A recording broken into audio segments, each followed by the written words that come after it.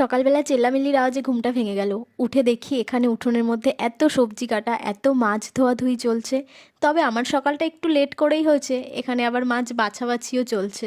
এটি ছিল মামার রিসেপশনের দিন সকালবেলা, তাই জন্য এত তোড়জোড় চলছে।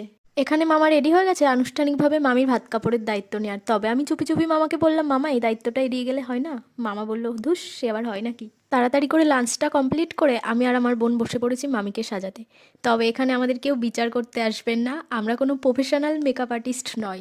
তবে আপনাদের উৎসাহ পেলে মেকআপ আর্টিস্ট হতে আর কতক্ষণ। তবে আজকের লুকটা কেমন লাগছে সেটা অবশ্যই জানাবেন। যতই মেকআপ আর্টিস্ট না হই, একটা ভাব থাকা তো দরকার না? সেই জন্য লাস্টে ক্লিপসটা নিতে আর ভুলিনি। মামিকে সাজানোর পর আমি নিজে যখন রেডি হয়ে বাইরে এসেছি, তখন দেখি পকোড়া তো শেষই, ফুচকাও প্রায় শেষের দিকে। এখন সবাই ডিনার করতে যাওয়ার জন্য ব্যস্ত, মামি একা ফাঁকা বসে আছে। আমি একটু যে ফটোশ্যুট করে নিলাম। ও মা, বাইরে এসে দেখি এ কি কাণ্ড! তবে ওরা একটা জিনিস বুঝিয়ে দিল যে ফটোশ্যুট করার জন্য কোনো ছেলের প্রয়োজন নেই, আমরা মেয়েরাই যথেষ্ট। ছোটো মামির সাথে ফটো তুলতে তুলতে বড় মামিকেও পেয়ে গেলাম পাশে।